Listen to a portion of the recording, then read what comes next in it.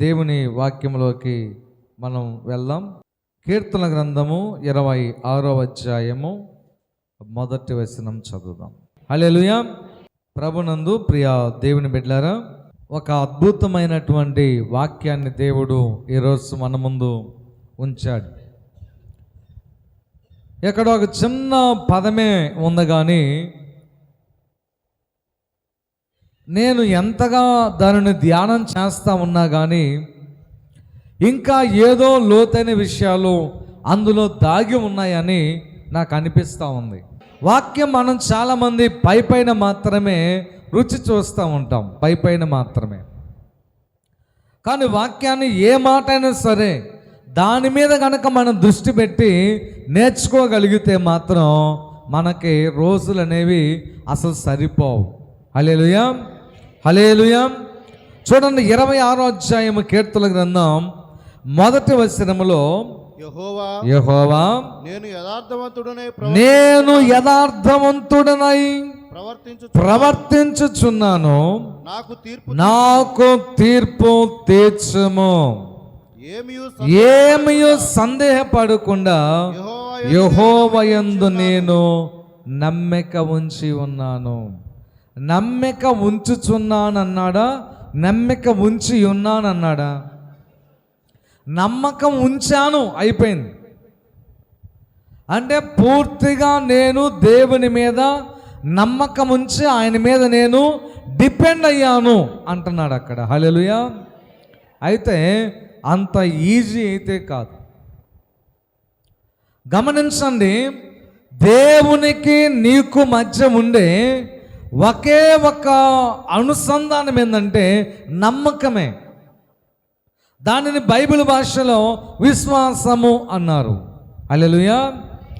నీవు దేవునిని ఏమాత్రం నమ్ముతున్నావో, ఏమాత్రం విశ్వాసం కనపరుస్తున్నావో దానిని బట్టే దేవుని నుంచి వచ్చేటువంటి ఆ కృపలు కానీ, ఆశీర్వాదాలు కానీ, అభిషేకం కానీ, ఆయన నుంచి వచ్చే ఏదైనా నీ మీద ఆయన విడుదల చేస్తూ ఉంటాడు. స్తోత్రం చెప్పండి గట్టి.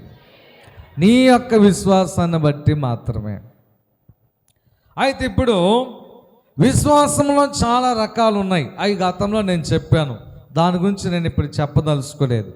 రెండవది, మనం నేర్చుకునే విషయం ఏంటంటే, నీవు ఏమీ సందేహపడకుండా ఏ విషయంలోనైనా దేవుని యందు నమ్మకం పెట్టుకున్నావా?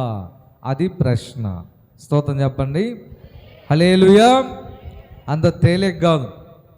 నీవు ఒక మనిషిని నమ్మావు అని అంటే మొదటిగా ఆ మనిషి అంటే ఏమిటో నీకు పూర్తిగా తెలిసి ఉండాలి. రెండోది, నీవంటే ఏమిటో అతనికి కూడా తెలిసి ఉండాలి. హల్లెలూయా. మూడోది, నీ మీద నీకు కాన్ఫిడెంట్ ఉండాలి. అర్థమైన వాళ్ళు స్తోత్రం చెప్పండి. బాగా అర్థం చేసుకోండి నేను చెప్పే విషయం. ఏమీ సందేహపడకుండా నేను దేవుని మీద విశ్వాసం ఉంచి ఉన్నానని చెప్పి దావీదు గారు అంటున్నాడు కదా, అది నీకు సాధ్యం అవ్వాలంటే, దావీదు గారికి సాధ్యమైందంటే, ఒకటి ఆయనంటే ఏమిటో నీకు పూర్తిగా తెలియాలి. రెండోది, నీవంటే ఏమిటో నీకు తెలియాలి. మూడోది, నీవంటే ఏమిటో ఆయనకు తెలియాలి. స్తోత్రం చెప్పండి గట్టిగా. అంతేగా, నీవు ఏ వ్యక్తినైనా సంపూర్ణంగా తెలుసుకోకపోతే పూర్తిగా ఆ వ్యక్తిని నువ్వు నమ్మలేవు. నువ్వు పూర్తిగా ఒక వ్యక్తిని తెలుసుకోబోయే లోపే మంచి విషయాల కంటే కూడా చెడు విషయాలు ఎక్కువగా తెలుసుకుంటావు. ఇక నువ్వు నమ్మలేవు. దేవుని పరిసయ్యులు, శాస్త్రులు మంచి విషయాలు తెలుసుకునే లోపే చెడుని ఎక్కువగా తెలుసుకున్నారు. కాబట్టి దేవుని నమ్మక నరకపాత్రులు అయిపోయారు పరిసయ్యులు, శాస్త్రులు. హల్లెలూయా, హల్లెలూయా.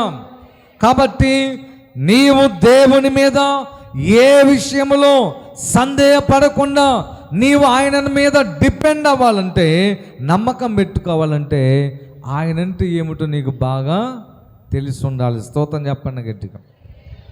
ఇప్పుడు ఆయన నీకు ఎలా తెలుస్తాడు? ఏమన్నా ఆ అంగడిలో దొరికే వస్తువు అయితే అప్పుడు నీకు అర్థమవుతాడు. ఏమని? వెళ్ళి బెల్లం అయితే రుచి చూసి అదే బెల్లం బాగుందంటావు, పంచదార అయితే బాగా తీయగా ఉందంటావు, ఏదైనా చింతపండు అయితే పులుపు ఎక్కువ తక్కువ చెప్తావు నువ్వు, కానీ అది ఎలా తెలుస్తుంది? దేవుడు చెప్పాడు ఒక మాట, యెహోవా ఉత్తముడని రుచి చూసి తెలుసుకొనుడి. హల్లెలూయా. ఎవరైతే ఎక్కువగా దేవునితో సహవాసం చేస్తారో, ఎవరైతే దేవునితో ఎక్కువగా దగ్గరగా ఉండటానికి ప్రయత్నం చేస్తారో, ఎవరైతే దేవుని యొక్క వాక్యాన్ని ఎక్కువగా చదువుతారో ఆయన గురించి నీకు ఎక్కువగా తెలుస్తుంది. హల్లెలూయా. ఆయనతో సహవాసం చేస్తే తెలుస్తుంది. అంతే కదండి. దేవునితో నీవు ఎక్కువగా సహవాసం చేస్తే ఆయన గురించి నీకు ఎక్కువగా తెలుస్తుంది. కాబట్టి ఎంత గొప్ప దేవుని నేను ఎందుకు విడిచిపెట్టాలని ఎక్కువగా నీవు ఆయన మీద నమ్మకం పెట్టుకుంటావు. స్తోత్రం చెప్పండి గట్టిగా. అయితే దావీదు ఎలా నమ్మకం పెట్టుకున్నాడో, ఏ ఏ విషయాల్లో నమ్మకం పెట్టుకున్నాడో ఒకసారి మనం చూద్దాం. హల్లెలూయా, హల్లెలూయా. ఇక దావీదు గారి గురించి పిల్లల్ని అడిగినా చెప్తారు మీరు ఏమని?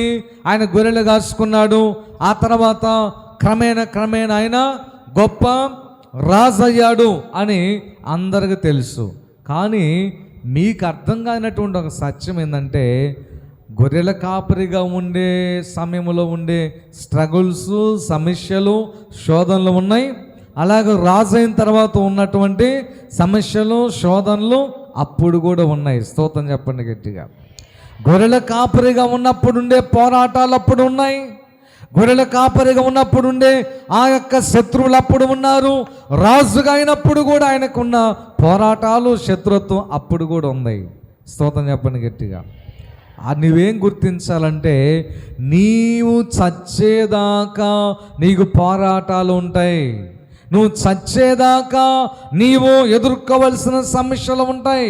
నువ్వు చనిపోయేంత వరకు సాతాను ఎవరో ఒకరిని ఉపయోగించుకొని నీ మీద రేపుతానే ఉంటాడు. నువ్వు చనిపోయేంత వరకు కూడా శత్రువులు నీకు ఉండక తప్పదు. స్తోత్రం చెప్పండి గట్టి. ఖచ్చితంగా ఉంటారు. దానికి దావీదు గారే ఒక మంచి ఉదాహరణ. 2 విషయాలు చెప్తాను నేను.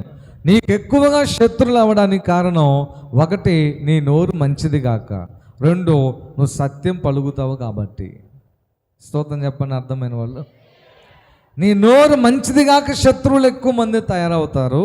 2ది నువ్వు సత్యమే చెప్తావు కాబట్టి నీతో వాళ్ళు సహవాసం చేయలేక, ఆ మాటలతో నీకు లోబడలేక నీకు ఆపోజిట్గా మారుతారు. ఈ 2 కారణాలే మనకి శత్రువులు అవ్వటానికి. స్తోత్రం చెప్పండి గట్టిగా. హల్లెలూయా. ఇక 3వ టైప్ ఉంది, జలసీని బట్టి, అసూయను బట్టి. నీవు అభివృద్ధి అయితే, బాగా చదివితే, మంచి ఇల్లు కడితే, సంపాదించుకుంటే శత్రువులు అవుతారు. అది లోకములో ఉన్న విషయమే అనే ఆత్మ సంబంధంగా అయితే ఈ 2. స్తోత్రం చెప్పండి గట్టిగా. హల్లెలూయా. అయితే దావీదు గారికి ఆయన ప్రతిరోజు శోధనే, ప్రతిరోజు ఆయన సమస్యలు ఎదుర్కోవాల్సి వచ్చింది. ప్రతి క్షణములో దేవుని మీద ఆయన నమ్మకం పెంచుకోవాల్సి వచ్చింది. ప్రతిరోజు, ప్రతి గడియలో ఆయన మీద నమ్మకాన్ని రెక్టిఫై చేసుకోవాల్సి వచ్చింది దావీదు గారు. స్తోత్రం చెప్పండి గట్టిగా. హల్లెలూయా. అది ఎలాగో ఒక్క మాట మనం చూద్దాం. దావీదు గారు ఎలాంటి పరిస్థితులు గుండా వెళ్ళాడో, ఎలాంటి పరిస్థితులలో దేవుని మీద ఆయన ఆధారపడాల్సి వచ్చిందో, అన్ని పరిస్థితులలో దేవుణ్ణి ఆయన ఎలాగ నమ్మాడో మనం చూద్దాం. హల్లెలూయా. 1వ సమూయేలు గ్రంథం 17వ అధ్యాయము 34వ వచనం ఒక్కసారి చదువుదాం. 1వ సమూయేలు గ్రంథం 17:34. అందుకు దావీదు సౌలుతో ఇట్లనెను, నీ దాసుడనైన నేను నా తండ్రి యొక్క గొర్రెలను కాయచుండా సింహమును ఎలుకబంటియును వచ్చి మందలో నుండి ఒక గొర్రెపిల్లను ఎత్తుకొని పోవుచుండగా నేను దానిని తరిమి చంపి దాని నోట నుండి ఆ గొర్రెను విడిపించి తిని, అది నా మీదికి రాగా దాని గడ్డము పట్టుకొని దానిని కొట్టి చంపి తిని. హల్లెలూయా. దావీదు గారు గొర్రెలు కాసే సమయంలో ఒకసారి సింహం వచ్చిందంట, మరోసారి ఏమో తోడేలు వచ్చిందంట. తోడేలు, సింహాన్ని ఒక మనిషి చంపడం అనేది చాలా కష్టం, ఆయుధాలు లేకుండా. దావీదు గారి దగ్గర ఒక కర్ర తప్ప ఎలాంటి ఆయుధం లేదు. మరి ఎలా సాధ్యమంటే ఆయన పూర్తిగా దేవునినే నమ్మాడు. హల్లెలూయా. ఆయనకు ఎదురయ్యేటువంటి పరిస్థితులు ఎలా ఉన్నా ఆయన నమ్మకము దేవుడే. హల్లెలూయా.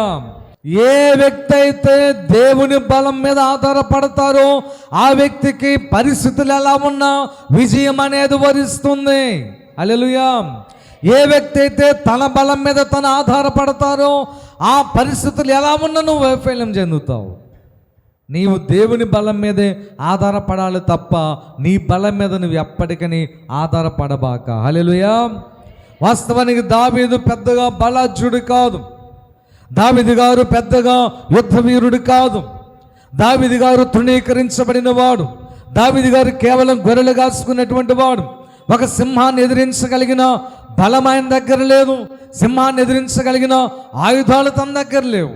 కానీ ఎలా సాధ్యమైందంటే ఒకటే, ఏంటి చెప్పండి, దేవునిని మాత్రమే ఆయన నమ్మాడు. స్తోత్రం చెప్పండి గట్టిగా. సింహమైనా తోడేలైనా నువ్వు నమ్మవలసింది దేవుణ్ణి మాత్రమే. హల్లెలూయా. అంటే నీ శక్తికి మించినటువంటి సమస్య వచ్చినప్పుడు, నీ శక్తికి మించినటువంటి శత్రువుని ఎదుట ఉన్నప్పుడు, నీ బలానికి మించినటువంటి సమస్య నీ ఎదుట ఉన్నప్పుడు, నీ ప్రార్థనకి మించినటువంటి ఆ శోధన నీ ఎదుట ఉన్నప్పుడు, అప్పుడు ఏది పనిచేయదు, విశ్వాసం మాత్రమే పనిచేస్తుంది. హల్లెలూయా. దేవుని మాత్రమే నువ్వు నమ్మాలి. రాజుకు చెప్తున్నాడు ఏమని, అయ్యా నేను గొర్రెలు కాసుకునే సమయంలో తోడేలు వచ్చింది, తర్వాత సింహం వచ్చింది, వాటిని చంపి నోటిలో ఉన్న గొర్రె పిల్లను విడిపించాను. హల్లెలూయా. కారణం ఏంటంటే ప్రతి పరిస్థితుల్లో దేవుని మీద ఆయన నమ్మకం పెట్టుకున్నాడు. స్తోత్రం చెప్పండి గట్టిగా. అసలు సందేహమే లేదంటండి. నన్ను సింహము నుంచి విడిపించడేమో సందేహం లేదు. తోడేల నుంచి నన్ను కాపాడలేడేమో సందేహం లేదు. హల్లెలూయా. అది రావడం అంటే అంత సామాన్యమైన విషయం కాదు. హల్లెలూయా. ఎందుకంటే దావీదు రాత్రుల్లో కూడా ధ్యానం చేసేవాడంట దేవుణ్ణి. తెల్లవారికి ముందే ధ్యానం చేసేవాడు, రాత్రుల్లో పడక మీద ధ్యానం చేసేవాడు, గొర్రెలు కాసేటప్పుడు ధ్యానం చేసేవాడు. కాబట్టి దేవుడు అంటే ఏమిటో దావీదుకు బాగా తెలుసు. కాబట్టి తన బలం కంటే ఎక్కువ బలం తన ముందున్నా కానీ దేవుని మీదే ఆయన నమ్మకం పెట్టుకున్నాడు. స్తోత్రం చెప్పండి గట్టిగా. హల్లెలూయా. అలాగే 1 సమూయేలు గ్రంథం 17వ అధ్యాయము 45వ వచనం చదువుదాం. 45. దావీదు నీవు కత్తియు ఈటయు బల్లెమును ధరించుకొని నా మీదకి వచ్చుచున్నావు. అయితే నీవు తిరస్కరించిన ఇశ్రాయేలీయుల యెహోవా పేరట నేను నీ మీదకి వచ్చుచున్నాను. ఈ దినమున యెహోవా నిన్ను నా చేతికి అప్పగించును. నేను నిన్ను చంపి నీ తల తెగబెతును. ఇశ్రాయేలీయులలో దేవుడున్నాడని లోక నివాసులందరూ తెలుసుకున్నట్లు నేను ఈ దినమున ఫిలిష్తీయుల యొక్క కళేబరములను ఆకాశ పక్షులకును భూమృగములకును ఎత్తును. ఈ మాటలన్నీ ఎవరి దగ్గర చెప్తున్నాడు ఆయన? గొలియాతు దగ్గర. ఇప్పుడు గొలియాతు చాలాసార్లు మీరు విన్నారు, దాదాపుగా స్తంభం కంటే ఎత్తున్నాడు ఆయన. 6 మూరల జానడు. మూర అంటే 3 అడుగులు. ఆ రోజుల్లో 3 అడుగులు. 6 మూళ్ళు 18. 6 అర్ధలు ఎంత? 3. అప్పుడెంత? 20, 21, 21, 22 అడుగులు ఎత్తు ఆయన ఉన్నాడు. హల్లెలూయా. కానీ దావీదు పట్టువాడు. దావీదు యొక్క ఎత్తు ఎంత తెలుసా? దాదాపు 6 అడుగులే. మనకైతే దావీదు పెద్ద హైట్ అన్నట్టు. కానీ ఇశ్రాయేలీయుల హైట్ అనేది సగటున 8 అడుగులు దాకా ఉంటారు వాళ్ళు. స్తోత్రం చెప్పండి. 8 అడుగులు ఉంటారు ఇశ్రాయేలీయులు. ఇశ్రాయేలీయుల యొక్క చర్మం యొక్క రంగు బంగారపు వర్ణము కలిగిన రంగు. హల్లెలూయా, హల్లెలూయా. చూసారా ప్రియమైన దేవుని బిడ్డలారా, అంటే తనకంటే చాలా ఎత్తుగా ఉన్నటువంటి గొలియాతును ఎదిరించడానికి దావీదు ఎవరి మీద నమ్మకం పెట్టుకున్నాడు? దేవుని మీదే నమ్మకం పెట్టుకున్నాడు. హల్లెలూయా. వాస్తవానికి సాధ్యం కాదు అది. 6 అడుగుల వాడు 21 అడుగుల వ్యక్తి, ఎత్తు కలిగిన వ్యక్తిని ఎలా చంపగలడు? అసలు ఎలా సాధ్యమవుతుంది? అది సాధ్యమయ్యే పనేనా? గొలియాతుకి ఈ భాగములో తప్ప నిలువెల్లా కూడా ఉక్కు కవచం ఉంది. ఏమని చెప్పండి? ఉక్కు కవచం. చెయ్యటం అనాలా, ఎక్కడ గ్యాప్ ఉంటుంది అంతే. మొత్తం బాడీ అంతా కూడా ఉక్కు కవచం. ఎక్కడ పొడిచినా, ఎక్కడ నరికినా గొలియాతు చనిపోడు. అసలు అవకాశమే లేదు. అయితే అలాంటి అవకాశము లేని వ్యక్తి, చంపడానికి వీలు కాని పరిస్థితి, తనకంటే గొప్పవాడైన రాజైన సౌలు కూడా భయపడి ఎక్కడ దాక్కున్నాడు? గుడిసెలో దాక్కున్నాడు. సౌలు దగ్గరికి వెళ్ళి ప్రజలు అన్నారు, అయ్యా ఇదిగో గొలియాతు మన మీదకి వస్తున్నాడు, గొలియాతు తొడలు కొడుతున్నాడు, మీసాల మేలేస్తున్నాడు, నువ్వు లోపల కూర్చుంటే ఎలాగంటే, ఒరే వాడు ఎత్తు లావు చూస్తే నాకు భయం వేస్తుందిరా అని చెప్పి సౌలు సహితం లోపల కూర్చున్నాడు. ఆఫ్టర్ ఆల్ గొర్రెలు కాసుకున్నప్పుడు వచ్చి నేను ఎదిరిస్తానని రావడం అంటే అతని బలము అతనిది కాదు. హల్లెలూయా. అతని నమ్మకము దేవుడు, అతని నమ్మకము సృష్టికర్త అయిన యెహోవా దేవుడు. యెహోవా దేవుని నమ్మినటువంటి దావీదు ఎప్పటికీ అపజయం అనేది పొందుకోలేదు. స్తోత్రం చెప్పండి. అపజయం లేదు, అపజయం లేదు. స్తోత్రం చెప్పండి ఒకసారి. హల్లెలూయా. నిజంగా దావీదు నమ్మకం చూస్తే నాకు చాలా ఒళ్ళు గగురు పొడుస్తాము. ఎలా సాధ్యం అండి? చూసారా దావీదు గారైతే ఎలాంటి ధైర్యశాలో చూసారా? నీ యొక్క ధైర్యము దేవుడే గనకైతే నీ భౌతిక సంబంధమైన ఏ చిన్న లోపం కూడా నిన్ను ఆటంకపరచదు. స్తోత్రం చెప్పండి గట్టిగా. నువ్వు పొట్టివాడవా, జ్ఞానము లేని వాడవా, తెలివి లేని వాడవా, విద్య లేని వాడవా, పలుకుబడి లేని వాడవా, బలము లేని వాడవా, యుద్ధము రాని వాడవా, నీ భౌతిక సంబంధమైన లోపం ఏదైనప్పటికీ కూడా దేవుడే గనక నీ బలమై ఉండి నీ నమ్మకం దేవుడు గనక అయితే పరిస్థితి ఏదైనా దేవుడు ఖచ్చితంగా నీకు జయాన్ని ఇస్తాడు. నమ్మిన వాళ్ళు స్తోత్రం చెప్పండి గట్టిగా. హల్లెలూయా, హల్లెలూయా. చూసారా ప్రియమైన దేవుని బిడ్డలారా, గొలియాతు దగ్గరకు వచ్చి దావీదు నిలబడితే గొలియాతు ఎగతాళి చేశాడు. ఎరా నేనే కుక్క పిల్లలా కనబడ్డాను నీకు ఏదో కర్ర ఒకటి తీసుకొని ఆ క్యాట్ బాల్ లాంటివి తీసుకొని వస్తున్నావేంటి అన్నాడు. దావీదు అన్నాడు, ఇది క్యాట్ బాలా కర్ర అనేది కాదు, నా దగ్గర ఉన్న ఆయుధాలు ఏమిటి అనేది కాదు, నా యొక్క వయస్సును బట్టి నువ్వు తక్కువ అంచనా వేయవద్దు, నా దగ్గర ఉన్న ఆయుధాలను బట్టి తక్కువ అంచనా వేయవద్దు, నా దగ్గర ఉన్నటువంటి ఆ యొక్క బలాన్ని చూసి ఈడెంతటి వాడని చెప్పి తక్కువ అంచనా వేయవద్దు. నేను నీ దృష్టికి కుక్క పిల్లలాగే కనపడొచ్చేమో కానీ నేను ఆరాధన చేసే దేవుని నేను సంపూర్ణంగా నమ్ముతున్నాను. స్తోత్రం చెప్పండి గట్టిగా. ఇదిగో సింహము నోట నుండి తప్పించిన దేవుడు, తోడేలు నోట నుంచి తప్పించిన దేవుడు, ఆఫ్టర్ ఆల్ దేవుని నామాన్ని దూషించేటువంటి సున్నత లేని నిన్ను కూడా నా చేతికి అప్పగించగలడు అని దేవుని మీద విశ్వాసంతో దావీదు యుద్ధానికి వెళ్తా ఉన్నాడు. స్తోత్రం చెప్పండి గట్టిగా. వెళ్ళి ఒక మాట అంటున్నాడు, 47వ వచనం చదవండి. అప్పుడు యెహోవా కత్తి చేతను ఈట చేతను రక్షించువాడు కాదని ఈ దండు వారందరూ తెలుసుకొందురు.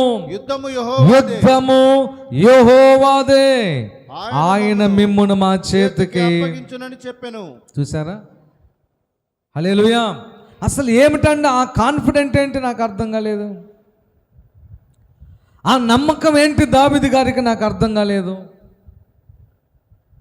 అసలు దేశమే గజగజగజ మునిగిపోతుంటే గొలియాతును చూసి ఏంటి ఆ నమ్మకం? ఎవరైతే దేవునిని పూర్తిగా నమ్ముతారో వాళ్లకు చాలా గొప్ప ధైర్యం ఉంటుంది. స్తోత్రం చెప్పండి గట్టిగా. దేవుని నువ్వు నమ్మకపోతే ధైర్యము నీకు రాదు. బైబిల్లో ఒక మాట ఉంది, నీతిమంతులు సింహము వలె ధైర్యముగా ఉందరు. స్తోత్రం చెప్పండి గట్టిగా. అక్కడే ఒక మాట అన్నాడు. 26 వచ్చే మొదటి వచనం చదవండి. 26 మొదటి వచనం. 26 అక్కడే కీర్తన కింద 26 మొదటి వచనం. యెహోవా నేను యథార్థవంతుడనై ప్రవర్తించుచున్నాను, నాకు తీర్పు తీర్చుము. అది ఆయన ధైర్యం. స్తోత్రం చెప్పండి గట్టిగా. హల్లెలూయా, హల్లెలూయా. అదే నేను చెప్పాను ఇందాక, నీవంటే ఏమిటో నీకు తెలిసినప్పుడు నీకు దేవుని మీద నమ్మకం ఉంటుంది. నీవు దేవుని పట్ల ఎలాగున్నావో, నువ్వు చేసే పని దేవుని యొక్క సమ్మతమేనా, నిజంగా దేవునికి తెలుసా, దేవుని ఎదుట యథార్థంగానే ఉన్నావా, దాన్ని బట్టే దేవుని మీద నీకు బలమైన నమ్మకం అనేది ఏర్పాటు అవుతుంది. స్తోత్రం చెప్పండి గట్టిగా. దావీదు గారు అన్నాడు, నేను ఎలా యథార్థవంతుడిగా ఉన్నాను, నీవు నాకు తీర్పు తెచ్చు. ఏమిటా తీర్పు? నేను పూర్తిగా నీ మీద నమ్మకం పెట్టుకుంటున్నాను. అన్ని పరిస్థితులు నమ్మకం పెట్టుకున్నాను. తోడేళ్ళు వచ్చినప్పుడు నమ్మకం పెట్టుకున్నా, జయమిచ్చావు. సింహం వచ్చినప్పుడు నమ్మకం పెట్టుకున్నా, జయమిచ్చావు. గొలియాతు వచ్చినప్పుడు నమ్మకం పెట్టుకున్నాను. గొలియాతుని ఎలా ఓడించాడో తెలుసా దావీదు గారు? అందరికి తెలుసు. చెప్పండి. ఒక చిన్న రాయి ఒడిసల్లో పెట్టుకొని అలాగ గిర్రుని తిప్పి కొడితే వాస్తవానికి సరిగ్గా ఈ భాగములోనే కొట్టగలిగిన శక్తి మనిషికి ఉందంటారా? కష్టమే. ఆయన ఎక్కడో దూరంగా ఉన్నాడు గొలియాతు. మరి అక్కడే ఎలా కొట్టగలిగాడు? నీవు దేవుని పూర్తిగా నమ్మినప్పుడు నీ ప్రతి పరిస్థితి ఆయనే చూసుకుంటాడు. స్తోత్రం చెప్పండి గట్టిగా. హల్లెలూయా. నీ ఆర్థిక ఇబ్బందులను దేవుని నమ్మగలగాలి. నీ అనారోగ్య పరిస్థితులలో నీవు దేవుని నమ్మగలగాలి. నీకు వస్తున్నటువంటి శోధనలో దేవుని నమ్మగలగాలి. ప్రతి విషయంలో నీవు పూర్తిగా ఆయన నమ్మగలిగితే చూడండి, నువ్వు విసిరేటువంటి ఆ రాయిని ఎక్కడ తగలాలో అక్కడే తగిలేటట్టు చేయగలడు. స్తోత్రం చెప్పండి గట్టిగా. ఎక్కడైతే నీకు జయం వస్తుందో అక్కడే నిన్ను పెట్టగలడు ఆయన. ఏ వ్యాపారం చేస్తే జయం వస్తుందో అక్కడే పెట్టగలడు. ఏ వ్యక్తి నీ జీవితంలోకి వస్తే మంచిదో ఆ వ్యక్తి దగ్గరే పెట్టగలడు. ఏ ఉద్యోగం నీకు మంచిదో ఆ ఉద్యోగం వచ్చేటట్టు అక్కడే నిన్ను పెట్టగలడు. ఏ పంట వేస్తే నీకు లాభమో ఆ పంట వచ్చేటట్టే చేయగలడు.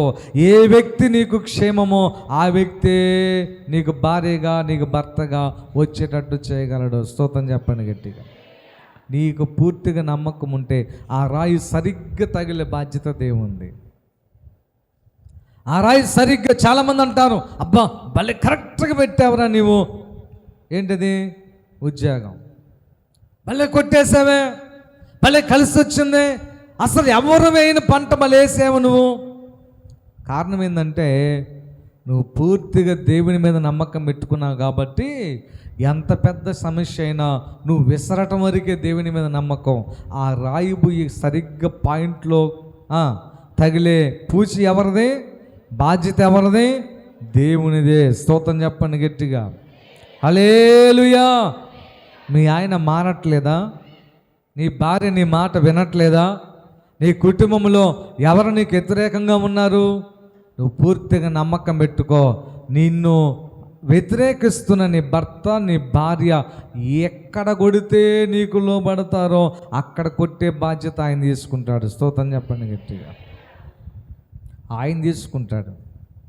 నీకెందుకు కంగారు, నీకెందుకు భయము? అందుకనే దేవునిని పూర్తిగా విశ్వసించిన దావీదుకి తోడేలు విషయంలో జయం వచ్చింది, సింహ విషయంలో జయం వచ్చింది, గొలియాతు విషయంలో జయం వచ్చింది. ఇంకా ఆయన జీవితంలో ఎలాంటి పరిస్థితులు గుండా వెళ్ళాడో ఒకసారి మనం చూద్దాం. స్తోత్రం చెప్పండి అర్థమవుతున్న వాళ్ళు. హల్లెలూయా. 1వ సమూయేలు గ్రంథం 16 అధ్యాయము 11వ వచనం చదువుదాం. 16 అధ్యాయము. నీ కుమారులందరూ ఎక్కడ ఉన్నారా అని యెషయని అడుగగా అతడు ఇంకనూ కడసారి వాడు ఉన్నాడు, అయితే వాడు గొర్రెలను కాయచున్నాడని చెప్పెను. అందుకు ఇది చాలా విచిత్రంగా ఉంటుంది. ఒకసారి ఆలోచన చేయండి. ఇప్పుడు నేను ఈ ఏల్చూరులో ఉన్నాను. ఏల్చూరులో ఉన్న ప్రజలందరూ వచ్చి, లేకపోతే ఏల్చూరులో ఉన్న నాయకులు వచ్చి, ఇదిగో పాస్టర్ గారు నిన్ను ఏకాగ్రీవంగా మన ఊరి మీద ప్రెసిడెంట్ చేద్దాం అనుకున్నాం, నీకు ఇష్టమేనా అన్నాడు అనుకో. నేనేమంటా అప్పుడు? డబ్బు ఖర్చు లేదు, ఏకాగ్రీవ ఎన్నిక, నేను కాదంటానా? ఓకే ఓకే ఓకే అంటా. అవునా కదా? ఖచ్చితంగా అంటాను. ఇప్పుడు ఇశ్రాయేలీయుల 12 గోత్రాల మీద ఒకే ఒక రాజుగా అయ్యే గొప్ప అవకాశం యెషయా అనే ఇంటి దగ్గరగా నడుచుకుంటా వచ్చింది. అదృష్టం. అర్థమవుతున్న స్తోత్రం చెప్పండి. అప్పటికి ఇశ్రాయేల్ ప్రజలకు రాజు ఎవరు? సౌలు. బాగా అర్థం చేసుకోండి, సౌలు రాజు. అయితే సౌలు ఏదో దేవునికి అవిధేయత చూపించాడని దేవుడు నెట్టివేసి ఇంకొక రాజుగా ఎన్నుకోవాలనుకున్నాడు. ఇప్పుడు రాజు అనేసరికి ఏం కావాలి? బాగా ఎత్తు, బాగా బలం, తర్వాత కండలు, విలువిద్య, కత్తి సాము, ఆ తర్వాత రకరకాల విద్యలు వచ్చి ఉండాలి. కానీ ఇవన్నీ చూడకుండా దేవుడు ఏం చేశాడు? సమూయేలు అనే పాస్టర్ గారి దగ్గరికి వచ్చి, సమూయేలు అన్నాడు, ప్రభువా చిత్తమయ్యా, నీవు బెత్లెహేం అనే ఊరిలోకి వెళ్ళు. అయ్యా అది చిన్న పల్లెటూరు కదా, నీవు అదంతా ఆలోచన చేయబాక, నేను చెప్తున్నాను కదా వెళ్ళు. వెళ్ళాడు. వెళ్ళిన తర్వాత అక్కడ యెషయా అనేటువంటి ఒక ఆయన ఉంటాడు. ఆయనకి 8 మంది కుమారులు ఉంటారు. ఆ 8 మందిలో ఒక్కడిని నీవు రాజుగా చెప్పండి, రాజుగా. ఇప్పుడు ఒక్క చిన్న ఆలోచన మీకు రావాలి. ఇప్పుడు దేవుడు ఏదైనా స్ట్రైట్గా చెప్పొచ్చు కదా, ఒక్కరిని రాజుగా నువ్వు అభిషేకించు అని చెప్పిన దేవుడు డైరెక్ట్గా దావీదు ఉన్నాడు, ఆ గొర్రెలు కాస్తున్నాడు, వాడి కాడికి బాగుంటే పోయిదిగా. కొన్నిసార్లు దేవుడు స్ట్రైట్గా ఏది చెప్పడు. పౌలు గారు సేవకు బయలుదేరాడు. సేవకు బయలుదేరేటప్పుడు, ప్రభా ఈరోజు సేవకి వెళ్తున్న తోడుగా ఉండు, ఆమెన్. అడిపాలెం బయలుదేరాడు. అడిపాలెం పోతే యేసు ఆత్మ అంది, నువ్వు అడిపాలెం వెళ్ళొద్దు అంది. మరి అడిపాలెం వెళ్ళొద్దు అని చెప్పిన ఆత్మ ఎక్కడికి వెళ్ళాలి చెప్తే సరిపోయేదిగా, చెప్పలా. మళ్ళీ వెనక్కి వచ్చి సరే ప్రభా మావులూరు పోతాం. మావులూరు బయలుదేరలకే దేవుని ఆత్మ అడ్డగించింది. అక్కడేమో యేసు ఆత్మ, ఎక్కడేమో దేవుని ఆత్మ అడ్డగించి నీవు మాగులూరు వద్దు అంది. అబ్బా, మరి మాగులూరు వద్దు అని చెప్పిన దేవుని ఆత్మ ఏదో ఊరు చెప్తే సరిపోయేదిగా, చెప్పలా. మళ్ళీ వెనక్కి వచ్చారు, ప్రభా అలాగైతే అడిపాలెం వద్దన్నారు, మావులూరు వద్దన్నారు, కొమ్మలు పడిపోతుంటే మళ్ళీ పరిశుద్ధాత్మ ఆటంకపరిచింది. పరిశుద్ధాత్మ అన్నాడు వద్దు అన్నాడు. మరి ఎక్కడికి పోవాలి? వద్దు అని చెప్పిన దేవుడు పర్టికులర్గా పలానా ఊరు పో అంటే వీళ్ళకి సమయం కలిసి వచ్చేది కదా. నీకు పాఠాలు నేర్పించడం కోసము సమయం వేస్ట్ అయినా, డబ్బు వేస్ట్ అయినా, పరిస్థితులు వ్యతిరేకమైన దేవుడు పట్టించుకోడు. నీకు రావాల్సిన అనుభవం, నీకు చెప్పాల్సిన పాఠం, నీవు ఒక శ్రేష్టమైన వ్యక్తిగా మారాలంటే అన్ని పరిస్థితుల అనుభవాలు నీకు రావాలి. స్తోత్రం చెప్పని అర్థమవుతున్న వాళ్ళు. ఇప్పుడు యెషయా కుమారులలో ఎవరినో ఒకరిని అభిషేకించు అన్నాడా? ఒక్కరిని అభిషేకించు అన్నాడు. ఆ ఒక్కరు ఎవరో చెబితే సరిపోదా? పాస్టర్ గారు పోయి అయ్యా ఇక్కడ యెషయా ఎవరు? నేనేనండి. కూర్చున్నారు. సరే మీ కొడుకులలో ఒకరిని రాజుగా అభిషేకం చేయమన్నాడు, పెద్దోడిని తీసుకురా అన్నారు. పెద్దోడు వచ్చాడు. వాడు బ్రహ్మాండంగా ఉన్నాడు, ఎత్తు లావు ఏలియాబు. వాడిని చూసి అనుకున్నాడు, రాజు అంటే ఇలాగే ఉండాలనుకున్నాడు. ఎవరు చెప్పండి? సమూయేలు. దేవుని స్వరం పడుతుంది, ఏ సమూయేలు, నువ్వు ఎత్తును, రూపాన్ని, కండలను చూసి రాజుగా ఇతనే అనుకుంటున్నావా? నేను పై రూపాన్ని చూసే దేవుణ్ణి కాదు, హృదయాన్ని చూసే దేవుణ్ణి. చెప్పాడా? చెప్పినప్పుడు ఎవరో చెబితే పోలా, ఎవరో చెప్తే అయిపోయింది కదా. చెప్పాడా? చెప్పలా. చెప్పకుండా ఇతను నాకు వద్దన్నాడు. మళ్ళీ రెండో వాడు వచ్చాడు, వాడిని వద్దన్నాడు. మూడో వచ్చాడు, 7 వచ్చాడు వరుసగా. స్తోత్రం చెప్పండి గట్టిగా. 7 రావడానికి, వాళ్ళు వద్దంటానికి అంత టైం పట్టింది అంటారు? 7 వరుసగా ఉన్నారా? ఒకడేమో గొర్రెలు కాచుకున్నాడు, ఇంకొకడేమో మేకల కాడ ఉండేమో, ఇంకొకటి యుద్ధ భూమిలో ఉన్నాడు, మరొకడేమో బిజినెస్కి పోయాడు, ఇంకొకటి మార్కెట్కి పోయి ఉంటాడు. అందరు అక్కడే ఉంటారా? కొడుకులందరూ అప్పటికే పెళ్ళిళ్ళు అయి పిల్లలుగా అన్నారు. వాళ్ళందరూ ఇంట్లో ఉంటారా? ఉండరు. కానీ వాళ్ళందరూ వచ్చేదాకా ఆయన వెయిట్ చేశాడే తప్ప ఫలానా వ్యక్తి అని దేవుడు క్లియర్గా చెప్పలేదు. స్తోత్రం చెప్పండి గట్టిగా. కొన్నిసార్లు ఫలానా ఊరే నువ్వు వెళ్ళి సేవ చేయమని పర్టికులర్గా దేవుడు చెప్పడు. చెప్పకుండా నీ ప్రయాసకు వదిలేస్తాడు. అందరికి ఒక టైపు కాదు, కొంతమందికి చెప్తాడు, కొంతమందికి చెప్పడం, కొంతమందికి ఏమో 4 దూర్లు చూపిస్తాడు, కానీ ఒకసారి స్థిరపరుస్తాడు. ఎందుకంటే దావీదు అనుభవం వేరు, సౌలు అనుభవం వేరు, యెషయా అనుభవం వేరు, పౌలు గారి అనుభవం వేరు, తర్వాత పేతురు అనుభవం వేరు. ఒక్కొక్కరు ఒక్కొక్క అనుభవం. స్తోత్రం చెప్పండి గట్టిగా. హల్లెలూయా, హల్లెలూయా. దేవుడు ఒక్కడే కానీ మనందరి రూపాలు దేవునివే కానీ మనందరి పట్ల ప్రణాళిక ఒక్కటే కాదు. స్తోత్రం చెప్పండి గట్టిగా. కాబట్టి నీ పట్ల ఎలాంటి ప్రణాళిక ఉన్నదో ఆ విధంగానే నడిపిస్తాడు. దానికి ఒక చిన్న ఉదాహరణ చెప్తాను నేను. నాకు 4 కొడుకులు ఉన్నారు. ఒకనేమో డాక్టర్ని చేద్దాం అనుకున్నా, ఇంకొకరిని ఇంజనీర్ చేద్దాం అనుకున్నా, ఒకరిని లాయర్ చేద్దాం అనుకున్నా, ఇంకొకరిని పొంతులు చేద్దాం అనుకుంటా. 10వ తరగతి వరకు అందరిని ఒకే రీతిగా చదివించా. ఇంటర్ అయిన తర్వాత డాక్టర్ చదవాలనుకున్న వానికి దేంట్లో చేర్పిస్తా? హెచ్ఈసీలో చేర్పిస్తానా? దేంట్లో చేర్పిస్తాను? డాక్టర్ ఏంటి దేంట్లో చేర్పిస్తాను? బైపీసీలో చేర్పిస్తా. కాబట్టి ఎవడు ఏం కావాలనుకున్నాడో, నా ఉద్దేశం ఏంటో దాంట్లో చేర్పిస్తా. తెలియక ఫస్టోడు అనుకుంటాడు, వాడికేమో సులభమైనటువంటి హెచ్ఈసీ ఇప్పించాడు డాడీ, నాకేమో కష్టమైన బైపీసీ ఇప్పించాడు. మరి నువ్వు డాక్టర్ అవ్వాలంటే నీకు కష్టం తప్పదురా. స్తోత్రం చెప్పండి గట్టిగా. కాబట్టి మీరు అనుకోవచ్చు, కొంతమంది సులభంగా ఉంది భక్తి, మాకెందుకు కష్టంగా ఉందంటే, నువ్వు డాక్టరు, వాళ్ళు సులభం. హల్లెలూయా. అందరు ఒకట. మీలో కొంతమంది క్లర్క్ పోస్ట్ వచ్చింది అనుకోండి, చిన్నగా వాడుకోవాలనుకున్నారు, నీకు పెద్ద పెద్ద భారాలు ఎందుకు పెడతాడు? క్లర్క్కు ఉండేటువంటి ఆ యొక్క బాధ్యతలు ఏంటి? 10వ తరగతి చదివితే చాలు, ఆ తర్వాత ఈ కాగితం తీసిపోయి ఆడబెట్టి ఆ కాగితం తెచ్చి ఇక్కడ పెట్టాలి. దీనికి పెద్దగా బిఏ, ఎల్ఎల్బి, తర్వాత డిగ్రీలు చేసి రావాలా? అవసరం లేదు. హల్లెలూయా. అలాగే కొంతమందికి ఎక్కువ కష్టాలు ఉంటాయి ప్రార్థనకు వచ్చే వాళ్ళకి, కొంతమందికి సులభమైన కష్టాలు ఉంటాయి. కొంతమంది ఎన్ని పాపాలు చేసినా శిక్షలు రావు, కొంతమంది చిన్న పాపానికి శిక్ష వచ్చింది, కొంతమంది ఎలా ఉన్నా కలిసి వచ్చింది, కొంతమందికి ఎంత కష్టపడి భక్తి చేసినా కలిసి రాదు. కారణం ఏంటంటే లోపాలు మీవి కాదు, ప్రణాళికల్లో మార్పు. స్తోత్రం చెప్పండి గట్టిగా. హల్లెలూయా. మీ ప్రణాళికలను బట్టి దేవుడు మిమ్మల్ని ఆ రీతిగా నడిపిస్తాడు. ఇక్కడ చూడండి, మనం విషయంలోకి వద్దాం. దావీదు గారు ఎవరి మీద నమ్మకం పెట్టుకున్నాడు? చెప్పాలి గట్టిగా. ఎవరి మీద నమ్మకం పెట్టుకున్నాడు?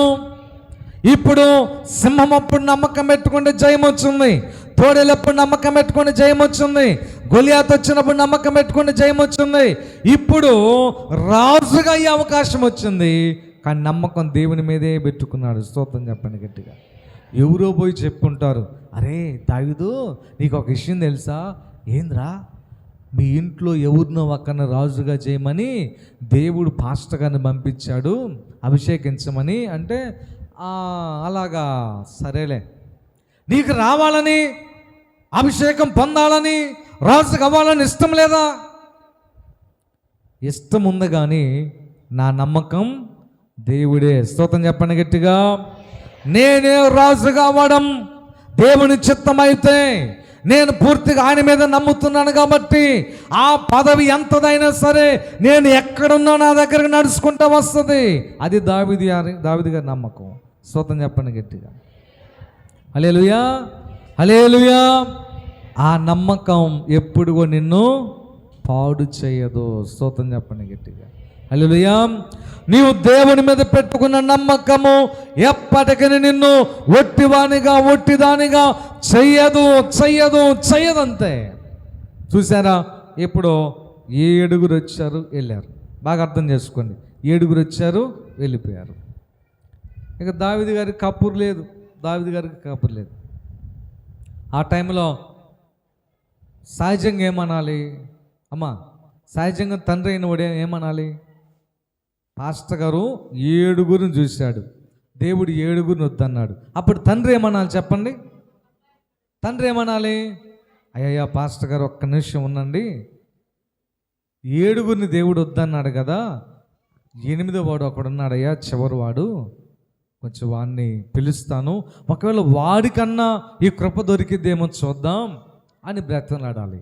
కానీ వాళ్ళ నాన్న అన్నాడన్నమాట? అసలు అనలా. గమనించండి, నీ తల్లిదండ్రులు నిన్ను పట్టించుకున్నప్పుడు కూడా నువ్వు దేవుని మీదే నమ్మకం పెట్టుకో. స్తోత్రం చెప్పండి గట్టిగా. తల్లిదండ్రులు నీ అభివృద్ధికి సహాయం చేయనప్పుడు కూడా దేవుని మీద నమ్మకం పెట్టుకో. తల్లిదండ్రులు నీకు చెయ్యి అందించి పైకి తీయాలని నువ్వు ఆశించడం తప్పులేదు, కానీ అది నీకు దొరకనప్పుడు దేవుని మీద నమ్మకం పెట్టుకో. ఖచ్చితంగా నిన్ను పైకి తీస్తాడు దేవుడు. స్తోత్రం చెప్పండి గట్టిగా. రాజుగారు అయ్యే భాగ్యం ఏమండి? ఎవడో ఒకడు ఏదైతే నీ గొర్రెలు గాయటం ముఖ్యమా, రాజుగారు అవ్వటం ముఖ్యమా? కొంతమంది తల్లిదండ్రులకు పిల్లల పట్ల ఎలాంటి ప్రణాళిక రచించాలో తెలియదు. వాళ్ళ కోసం ఆస్తులు సమకూర్చడం చేత కాదు, వాళ్ళ కోసం ఒక మంచి బిజినెస్ స్టార్ట్ చేయడం చేత కాదు, వాళ్ళకి ఒక ప్లాన్ చేయటం కూడా చేత కాదు. కొంతమందికి ఓరక వాళ్ళు నిందిస్తూ ఉంటారు. నువ్వు కొన్నిసార్లు వాళ్ళకి హెల్ప్ చేయాలి, వాళ్ళు చేయి పట్టుకొని పైకి తీయాలి, వాళ్ళ దగ్గర కూర్చోబెట్టుకొని నీకు ఇష్టమైన పని ఏంటో చెప్పు, ఏ ఉద్యోగం అయితే నువ్వు చేస్తావు, ఎలా ఉంటే నీకు ఇష్టం, నువ్వు ఎప్పుడన్నా అడిగావా? నీ ఇష్టం వాళ్ళ మీద రుద్దుతావు, వాళ్ళకి ఇష్టం లేకపోయినా దాంట్లో వెళ్తారు, కొద్ది కాలం అందులో ఉంటారు, అని వచ్చేస్తారు. స్తోత్రం చెప్పండి గట్టిగా. గుర్తుపెట్టుకోండి, జీవితానికి మనసుకి చాలా దగ్గర సంబంధం ఉంటుంది. నువ్వు తినాలనుకున్నావా, నీ మనసు అంగీకరిస్తేనే తింటావు. మనసు ఇష్టపడకుండా నువ్వు తినబుద్ధి కాదు. అలాగే ఉద్యోగం కూడా అంతే. నీకు మనస్ఫూర్తిగా అదంటే ఇష్టం ఉందా, ఆ ఉద్యోగాన్ని, ఆ పనిని నువ్వు ప్రేమిస్తావు, దానికోసం నువ్వు కష్టపడతావు, ఖచ్చితంగా సాధిస్తావు. అలాగే వివాహం కూడా అంతే. ఇష్టపూర్వకంగా చేస్తే అబ్బాయికైనా అమ్మాయికైనా కష్టమైన బాధ అయినా కొట్టినా తిట్టినా సహించుకొని వెళ్తారు. ఇష్టం లేకుండా బలవంతంగా రుద్దావా నిలబడలేరు. స్తోత్రం చెప్పండి గట్టిగా. ఏ పరిస్థితి అయినంతే, సేవ అయినంతే. నేను గతంలో దేవుడు నాకు ఎవరినైనా చెప్తే వాళ్ళ కాడికి వెళ్ళి బయటలాడేవాడిని. తర్వాత దేవుడు నాకు చెప్పాడు, 2 వ్యక్తుల దగ్గర నాకు బుద్ధి చెప్పాడు. ఏం చెప్పాడంటే, వాళ్ళకి లేనిది నీకు దేనికన్నాడు దేవుడు. బాగా ఆలోచన చేస్తున్నా. ఏమని? నేను గొప్ప వాళ్ళని చేయాలని ట్రై చేశాను, వాళ్ళని పైకి తీద్దాం, పాస్టర్లుగా చేద్దాం, వాళ్ళని ప్రయోజనకరులుగా చేద్దామని చాలా ప్రయత్నం చేస్తే వాళ్ళు రావట్లా. ఏంటి ప్రభా, నా తప్ప, ఎవరు తప్ప అని ఆలోచన చేస్తే దేవుడు అన్నాడు, నీకు దేనికి అన్నాడు. స్తోత్రం చెప్పండి గట్టిగా. నీ బాధ్యతగా నువ్వు చెప్పావు. దేవుడు ప్రవక్త అయిన ఇర్మియాతో, ప్రవక్త అయిన యెహెజ్కేలుతో ఏం చెప్పాడు? నీవు బాకానాదము ఊదుము, అంతవరకే నీ పని, అంతేగాని నువ్వు లాక్కుని రమ్ము అన్నాడా? చెప్పాడమ్మా? ఇప్పుడు చెప్పండి, నేను మీకు బోధించడం వరకే నా బాధ్యత, అంతేగాని మీ చుట్టూ తిరిగి సినిమా చూడకుండా, బీడీలు తాకుండా, మందు తాకుండా, భార్యను కొట్టకుండా మీ ఇంటి చుట్టూ తిరిగి కాపలా కాస్తాను నేనేమన్నా? అది నా బాధ్యత ఎలా అవుతుంది? చాలామంది అంటూ ఉంటారు తెలియక, ఆ సంఘానికి పోతున్నారు కానీ యేసు ప్రభు పక్కనే ఉన్నాడు ఒకడు. ఎవడాడు మరి? వాడు మారాడా? అంటే యేసు ప్రభు బోధల మార్పు ఉందా? యేసు ప్రభు బోధల తప్పుందా? బాగుపడేవాడు ఎక్కడున్నా బాగుపడతాడు, బాగుపడనవాడు ఎక్కడున్నా బాగుపడ్డు. స్తోత్రం చెప్పండి.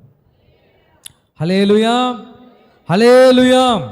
స్తోత్రం చెప్పండి గట్టిగా. బాగా గమనించండి, ముగింపులోకి వస్తున్నాను, జాగ్రత్తగా నన్ను ప్రియమైన దేవుని బిడ్డలారా. దావీదు పూర్తిగా దేవుని మీద నమ్మకం పెట్టుకున్నాడు. ఎప్పుడో తెలుసా? సొంత తండ్రి ద్వారా సపోర్ట్ లేనప్పుడు, సొంత తల్లి ద్వారా సపోర్ట్ లేనప్పుడు, ఆఫ్టర్ అతను చేస్తున్న పని చాలా నీచమైనదైనప్పటికీ, ఇదిగో యుద్ధము కంటే, రాజు కంటే, సైనికుల కంటే తన పని చిన్నదైనప్పటికీ కూడా నమ్మకం దేవుని మీదే పెట్టుకున్నాడు. స్తోత్రం చెప్పండి గట్టిగా. ఒక సంగతి నేను మీకు చెప్తాను, నువ్వు చేసే పని ఎంత చిన్నదని మనుషులు చిన్న చూపు చూసినా, నీ దృష్టికి చిన్నదిగా కనబడినా, ఆ చిన్న పనిలో దేవుని మీద నమ్మకం పెట్టుకుంటే ఒకరోజు అదే పని ద్వారా నిన్ను మహారాజుగా, మహారాణిగా అనేక మందికి కనపడేటట్లుగా, అనేక మంది దృష్టిని ఆకర్షించేటట్లుగా ఆ పనిని దేవుడు ఉపయోగించుకోగలడు. స్తోత్రం చెప్పండి గట్టిగా. హల్లెలూయా, హల్లెలూయా, హల్లెలూయా. ఎంతమందికి అర్థమవుతుందో నాకు తెలియదు. దావీదు గారు అన్నాడు, కాముగా ఉన్నాడు. యెషయా భక్తుడు సమూయేలుతో, అయ్యా ఉండండి అయ్యా ఒక గంట, నా చిన్న కొడుకున్నాడు, రాజయ్యే అవకాశం ఎందుకు బాగొట్టుకోవాలి అని అనకుండా కాముగా ఉన్నాడు. చేసేది ఏమి లేక పాస్టర్ గారే కల్పించుకున్నాడు. ఏం చేశాడమ్మా? చెప్పాలి గట్టిగా, చెప్పాలి గట్టిగా. అమ్మా, కొంతమంది ఎలా ఉంటారంటే మూగు మొద్దులు అన్నమాట. వాళ్ళు అడగరు, అన్నీ పాస్టర్ గారే చెప్పాలా. ఏం చెప్పాలి? పాస్టర్ గారే చెప్పాలి. నేను డల్గా ఉన్నప్పుడు పాస్టర్ గారు అర్థం చేసుకోవద్దు, నాకు బాగలేని సంగతి పాస్టర్ గారికి ఒక ఉంది, మా ఆయన నన్ను కొట్టినప్పుడు పాస్టర్ గారిని ఎదగటానికి రావద్దు అంది. ఎప్పుడంట? వాళ్ళ ఆయన అంట ఆమెను కొట్టిందంట. కొడితే కాలువ దగ్గరకు పోయిందంట దూకి చావడానికి. అప్పుడంట వాళ్ళ ఆయన కొట్టినోడు బాగానే ఉన్నాడు, కానీ మధ్యలో బాధ వచ్చింది ఎవరి మీదకి అంటే నాకు ఫోన్ చేసిందా, హలో పాస్టర్ గారు 8:35 మా ఆయన నన్ను కొట్టబోతున్నాడు, నువ్వు రెడీగా ఉండు, నేను కాలువ దగ్గరికి వెళ్తాను, నన్ను కాపాడు అని చెప్పిందా నాకేమన్నా? అది రాత్రి ఏమైనా కళ వచ్చిందా? అమ్మో పలామా. చూడండి, సులభంగా దొరికేది ఎవరు? పాస్టర్ గారులే. సులభంగా దొరుకుతారు. నింద వేయటానికైనా, తప్పుగా మాట్లాడటానికైనా, ప్రతిదానికి కారణం చూపించడానికైనా వాళ్ళే దొరుకుతారు. అందరికి కాదు, గ్రహింపు లేని వాళ్ళ వరకే, అందరికి కాదు. స్తోత్రం చెప్పండి గట్టిగా. అసలు ఈయనకేం పని అండి? కానీ సమూయేలు ప్రవక్త ప్రేమతో అంటున్నాడు, ఇదిగో యెషయా, నీ కుమారులందరూ ఇక్కడ ఉన్నారా అని యెషయాను అడుగగా అతడు ఇంకను కడసారి వాడున్నాడు. చూడండి, అసలు ఆ జవాబు చూడండి ఎలా ఉందో. ఏమన్నా బాగుందా జవాబు? ఇంకను కడసారి వాడు ఉన్నాడు. రాజుగా ఈ అవకాశం వచ్చినప్పుడు నువ్వు బతిలాడాలి కదా, అయ్యా ఉండయ్యా, ఏడుగునొద్దన్నావు, ఈయన కూడా చూద్దాం, ఈడి జాతకం ఎలా ఉందో అనాలి కదా. ఏమనకుండా నువ్వు కాముగా ఉన్నావు. సమూయేలు ప్రవక్తే అడిగాడు. ఏమడిగాడు తెలుసా? అయ్యా చెప్పు, ఇంకెవరైనా ఉన్నారా మీ కుమారులలో? ఆయన అంటాడు, అయ్యా కడసారి వాడు అక్కడున్నాడు. అయితే వాడు గొర్రెలను కాయచున్నాడని చెప్పి, గొర్రెలు కాస్తున్నాడా, మేకలు కాస్తున్నాడా, కాలు కింద పెట్టి తలకాయ పైకి పెట్టి నడుతున్నా అడిగాడు. ఆయన అడిగాడా? చెప్పండి అమ్మ, అడిగాడా? హల్లెలూయా. అసలు అదంతా దేనికండి? నాకు అర్థం కాలేదు. వచ్చిన అవకాశాన్ని ఎందుకు పాడు చేసుకోవాలి? ఇక్కడ విషయం ఏంటంటే, తండ్రి ద్వారా కూడా దావీదుకి ఎలాంటి సపోర్టు లేదు. ఒక మాట అంటాడు దావీదు గారు, చూడండి పరిశుద్ధ గ్రంథములో, కీర్తన గ్రంథము 27 అధ్యాయం 10వ వచనం చదవండి. తల్లిదండ్రులు నన్ను విడిపించినను, నా తల్లిదండ్రులు నన్ను విడిచినను, యెహోవా నన్ను చేరదీయును. చూసారమ్మా, రాజుగారికే కష్టాలు లేవనుకుంటున్నారా మీరు? తల్లిదండ్రుల సపోర్ట్ దావీదు గారికి లేదు. అయినా కానీ ఆయన దేవుణ్ణి మాత్రమే నమ్మాడు. స్తోత్రం చెప్పండి గట్టిగా. దేవుని మాత్రమే నమ్మాడు. అందుకని దేవుడు ఏం చేశాడు, సమయం కేటాయించి మరి దావీదు కోసం వెయిటింగ్ చేయించి దావీదు వస్తుండగా అప్పుడు ఆత్మ వచ్చింది ఎవరి మీదకి, సమూయేలు మీదకి. ఆత్మ వచ్చి అంటున్నాడు, ఇదిగో సమూయేలు, అదిగో వస్తున్నాడు, చూసావా, పొట్టివాడు ఒక అబ్బాయి, ఎర్రటివాడు, ఎర్రటి నేత్రములు కలిగిన వాడు, వస్తున్నాడయ్యా, అతననే నేను రాజుగా. మరి ఇంతకుముందు వారం పట్టిందో 10 రోజులు పట్టిందో ఆయన వెళ్ళి. ఎంతెందుకు దేవుడు లేట్ చేయటం? ఒక శ్రేష్టమైన దానికోసం కొన్నిసార్లు ఆలస్యమే అవుతూ ఉంటుంది నీ జీవితంలో. అర్థమవుతున్న వాళ్ళ స్తోత్రం చెప్పండి. హల్లెలూయా. దేవునిని ఏమీ సందేహపడకుండా దావీదు నమ్మాడు. కాబట్టి గొర్రెల కాపరిగా ఉన్న దావీదుకి రాజయ్య భాగ్యం. తల్లిదండ్రుల సహాయం లేనప్పుడు దేవుని మీదే నమ్మాడు. తండ్రి సహాయం లేదు, తల్లి సహాయం లేదు. రాజుగా అవ్వడానికి ఎవరి సహాయం లేదండి. ఒక మాట చెప్పమంటారా, ఎవరి సహాయం నీకు లేనప్పుడే శ్రేష్టమైన జ్ఞానం దేవునికి ఇస్తాడు. స్తోత్రం చెప్పండి గట్టి. ఎవరి సహాయం లేనప్పుడు, దెబ్బలు నీకు ఎక్కువగా తగిలినప్పుడు, ఆ దెబ్బల ద్వారా శ్రేష్టమైన అనుభవం, శ్రేష్టమైన జ్ఞానము నీ సొంతం అవుతుంది. హల్లెలూయా. తద్వారా ఎంతోమందికి దీవెనకరమైన వ్యక్తిగా నువ్వు మార్చబడతావు. అర్థమైన వాళ్ళు స్తోత్రం చెప్పండి. హల్లెలూయా. కాబట్టి ఏమీ సందేహపడకుండా దావీదు గారు దేవుని నమ్మాడు. తోడేలప్పుడు నమ్మాడు, జయం వచ్చింది. సింహం వచ్చినప్పుడు నమ్మాడు, జయం వచ్చింది. గొలియాత్ వచ్చినప్పుడు నమ్మాడు, జయం వచ్చింది. ఇప్పుడు తల్లిదండ్రుల సపోర్ట్ లేదు, రాజయ్య భాగ్యం దగ్గరకు వచ్చిపోతుంది. ఆయన నమ్మకం అంతా దేవుని మీదే పెట్టుకున్నాడు. ఆ నమ్మకం ఒమ్ము కాలేదు. ఆ నమ్మకం రాజయోగం నడుచుకుంటూ వచ్చి ఎక్కడి దగ్గరకు వచ్చింది, దావీదు దగ్గరికి పరిగెత్తుకుంటూ వచ్చింది. స్తోత్రం చెప్పండి గట్టిగా. ఆ తర్వాత మొత్తానికి రాజు అయ్యాడు. ఎప్పుడు, ఫ్యూచర్లో. ఇక్కడ ఒకటి చెప్తాను, బాగా వినండి, బాగా జాగ్రత్తగా ఆలకండి. అప్పటికి రాజు ఎవరు, సౌలు.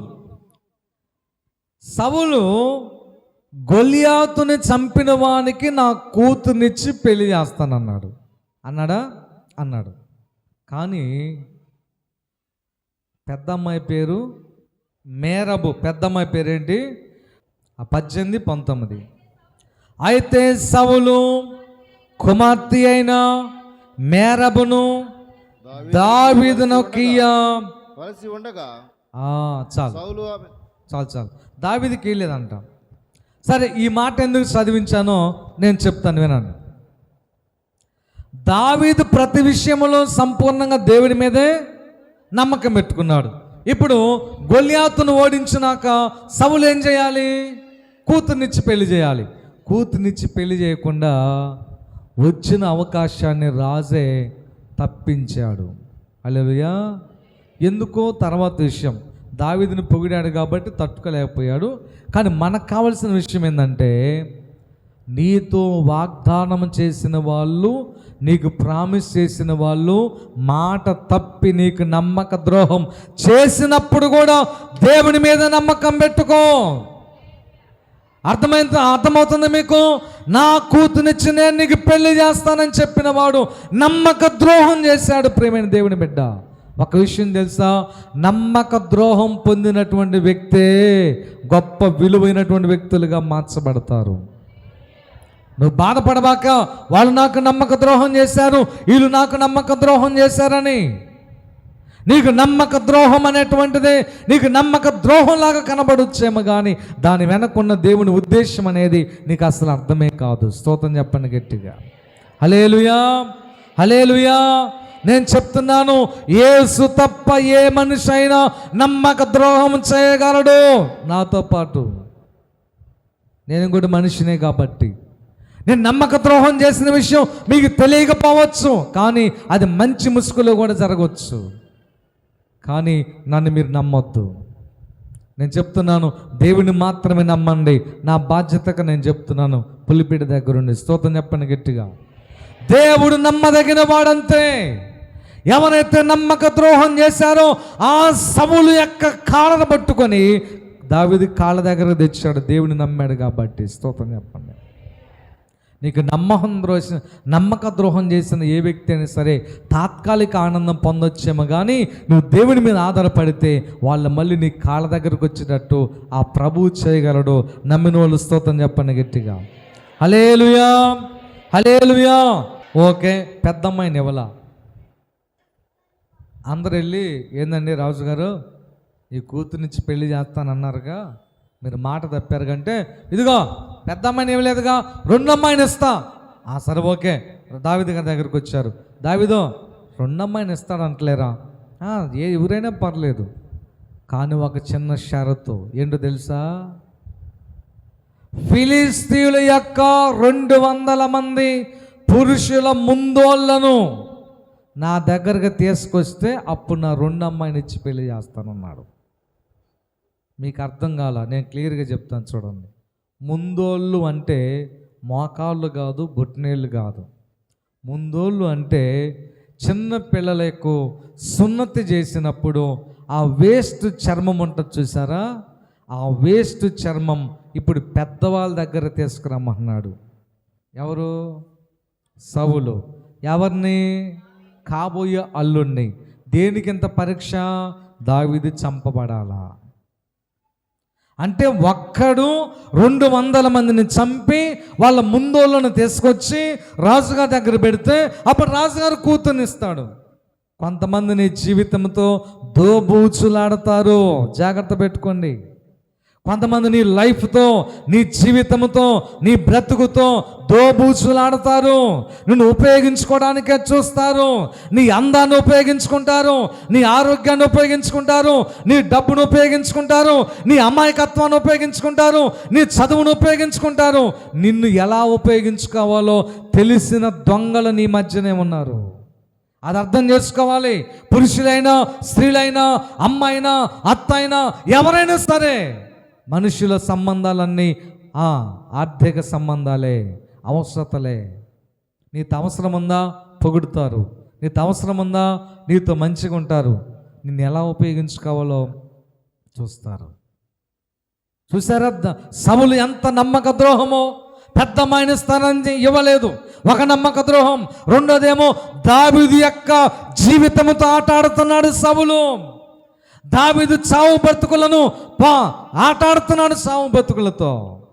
ఇప్పుడు దావీదు ఏం చేయాలి చెప్పండి?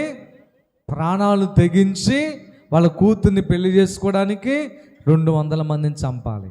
ఏమండి 200 మందిని చంపడం అంటే మాటలా చెప్పండి? నువ్వు ఒక మనిషిని చంపడానికి దొంగసాటుగా నువ్వు చంపగలవేమో, కానీ డైరెక్ట్గానైతే నీకు 2 గాయాలు అవుతాయి. అర్థమవుతున్న వాళ్ళు స్తోత్రం చెప్పండి. హల్లెలూయా, హల్లెలూయా. అయినా సరే దావీదు వెళ్ళి ఫిలిస్తీయుల యొక్క 200 మంది ముందోళ్ళను తీసుకొని రాజు దగ్గరికి తెచ్చాడు. స్తోత్రం చెప్పండి గట్టిగా. అయితే అప్పుడు ఎవరి మీద నమ్మకం పెట్టుకున్నాడు? దావీదు జీవితంతో, భవిష్యత్తుతో దోబూచులాడినా కానీ దేవుని మీదే నమ్మకం పెట్టుకున్నాడు. హల్లెలూయా, హల్లెలూయా, హల్లెలూయా.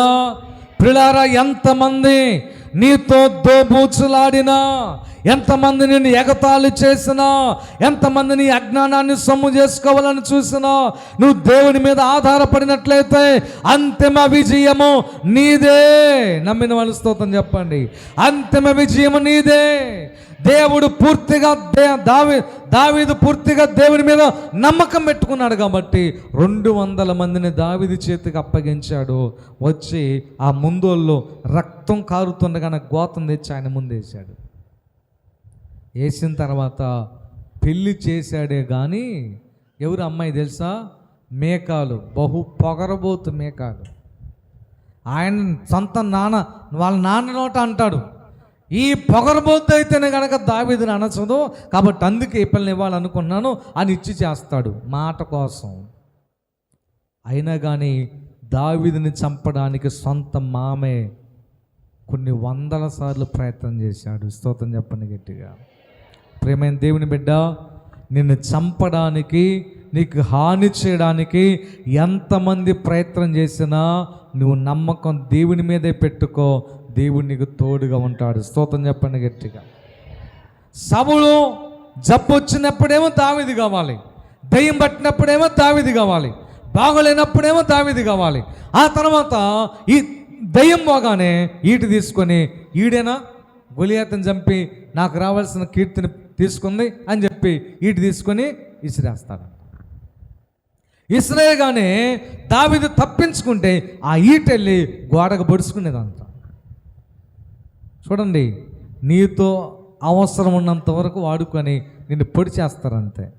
మాటలతో పొడుస్తారు, ఆ తర్వాత చేతలతో గాయపరుస్తారు, అవమానపరుస్తారు, ఎగతాళి చేస్తారు, ఏమైనా చేస్తారు. ఎందుకంటే నీకు అవసరం అయిపోయింది అంతే. అవసరం అయిపోయింది. అవసరం అయిపోయిన తర్వాత నిన్ను గాయపరిచేటువంటి వ్యక్తులు ఎవరో అని నీకు తెలిసినప్పుడు వాళ్ళ విషయం నువ్వు జాగ్రత్త పడకపోతే నీ అంత అవివేకులు, అజ్ఞానులు మరొకరు ఉండనే ఉండరు. అర్థమవుతున్న వాళ్ళు స్తోత్రం చెప్పండి. హల్లెలూయా, హల్లెలూయా, హల్లెలూయా. చూడండి ఎన్ని సందర్భాల్లో దేవుని నమ్మాడు ఆయన. 200 మంది చంపాల్సి వచ్చినప్పుడు దేవుడిని నమ్మాడు. ఇప్పుడు ఆశ్చర్యం ఏంటంటే ఆ మేకాలు దావీదుని బాగా ప్రేమించింది. దావీదుని చంపడం ఆ సౌలు యొక్క గోల్. అందుకని ఏం చేశాడు? సైనికులను పంపించాడు. రేయ్, నువ్వు వెళ్ళి దావీదుని మంచంతో ఎత్తుకొని రండిరా. స్తోత్రం చెప్పండి గట్టిగా. ఎవరండి? సొంత అల్లుడే. అమ్మా, నీ శత్రువు ఎవరో తెలుసా? నీ ఇంటి వాళ్ళే. నీ శత్రువు ఎవరో తెలుసా? నీ బంధువులే. నీ శత్రువులు ఎవరో తెలుసా? నీ స్నేహితులే. నీ శత్రువులు ఎవరో తెలుసా? నీవంటే ఏమిటో తెలిసిన వాళ్ళే. నీ శత్రువులు ఎవరో తెలుసా? నీతో కలిసి ప్రయాణం చేసిన వాళ్ళే. దావీదుకి సొంత మామ శత్రువు అయ్యాడు. పిల్లనిచ్చినట్టే ఇచ్చాడు. అడుగడుగున చంపడానికి చూశాడు. ఇక చెప్పాలంటే 2 అయినా టైం సరిపోదు. మరోసారి చూద్దాం, కానీ టైం అయిపోయింది. మరోసారి చూద్దాం. నేను ముగింపులోకి వస్తున్నాను. ఆ మంచం తీసుకురామంటే మేకాలు ఏం చేసిందో తెలుసా? దావీదుని కిటికీలో నుంచి దించి దావీదు పడుకున్న మంచం మీద దిండ్లు దుప్పట్లు పెట్టి దుప్పట కప్పి పైన దావీదులాగానే ఒక బొమ్మలాగా తయారు చేసింది. ఆ గృహదేవతను పెట్టి వాళ్ళ నాన్న రే తీసుకున్నారంటే మంచం తీసుకుపోయారు. కత్తి తీసుకొని ఒక్కటే పోటు వాళ్ళని పొడిసేసరికి ఆ మంచంలో ఎవరున్నారు? బొమ్మ ఉంది. మేకాల దగ్గరకు వచ్చి, నువ్వు నాకు ఏం చేశావు? నమ్మక ద్రోహం. నిజంగా ఎవరు నమ్మక ద్రోహం చేసింది? ఈడే చేశాడు. ఎవరు చేశారు? వీడే చేసింది నమ్మక ద్రోహం. ప్రియమైన దేవుని బిడ్డ, నీవు ఎంత దేవునికి దగ్గరగా ఉండాలని అనుకుంటావో అంతమంది ఎక్కువగా విరోధులు నీకు తయారవుతారు. స్తోత్రం చెప్పండి గట్టిగా. నువ్వు ఎంత సత్యవంతుడిగా నువ్వు మారతావో అంతమంది విరోధులు నీకు తయారవుతారు. సొంత మామే అడుగడుగున సౌలుని చంపడానికి దావీదుని చంపడానికి ప్రయత్నం చేస్తున్నాడు. అయితే నేను చెప్పదగిన విషయం ఏంటంటే, చెప్పాలనుకున్నది, అన్ని పరిస్థితులలో దేవుణ్ణే దావీదు నమ్మాడు. స్తోత్రం చెప్పండి గట్టిగా. ఏమీ సందేహపడకుండా నేను యెహోవా యందు నమ్మిక ఉంచి ఉన్నాను. తోడేల దగ్గర నమ్మకం పెట్టుకున్నాడు, జయం వచ్చింది. సింహం దగ్గర నమ్మకం పెట్టుకున్నాడు, జయం వచ్చింది. గులియాత దగ్గర నమ్మకం పెట్టుకున్నాడు, జయం వచ్చింది. తల్లిదండ్రులు సపోర్ట్ లేనప్పుడు నమ్మకం పెట్టుకున్నాడు, రాజు అయ్యేటట్లుగా దేవుడు చేశాడు. ఆ తర్వాత పిల్లనిచ్చిన మామ తన జీవితంతో ఆట ఆడుకుంటూ ఒక టాస్క్ పెట్టాడు. అది ప్రాణాపాయ టాస్క్. అయినా కానీ అప్పుడు దేవుని మీద నమ్మకం పెట్టుకున్నాడు. ఆ 200 మందిని దావీదుకి అప్పగించాడు, జయం వచ్చింది. ఆ తర్వాత తన యొక్క భార్యను నమ్మి తన ఇంట్లో పడుకుంటే సొంత మామే చంపడానికి ప్రయత్నం చేసినప్పుడు అప్పుడు కూడా దేవుని నమ్మాడు. తన ప్రాణం కాపాడబడింది. స్తోత్రం చెప్పండి గట్టిగా. విషయం ఏందో తెలుసా? ఒక్క మాట చెప్పమంటారా? బాగా వినండి. మీకాలు దావీదుకు ఉరిగా ఉండుగాక, ఉరిగా ఉంటుంది అనే ఉద్దేశంతో సౌలు కూతుర్నిచ్చి పెళ్లి చేశాడు. అంటే దావీదు మీద కక్ష తీర్చుకోవడానికి. దావీదుకి దేవుడు తోడుగా ఉన్నాడు కాబట్టి ఏమైందో తెలుసా? ఎవరైతే దావీదుకు ఉరిగా మారుతుందని అనుకున్నారో ఆమె దావీదుని ఎక్కువగా ప్రేమించేటట్టు దేవుడు చేశాడు. స్తోత్రం చెప్పండి. దేవుడు నీకు తోడుంటే చాలండి, నీ శత్రువులను సహా మిత్రులుగా దేవుడు చేయగలడు. దేవుడి మాటలు దీవించుగాక. కళ్ళు మూసుకోండి, ప్రార్థన చేసుకుందాం.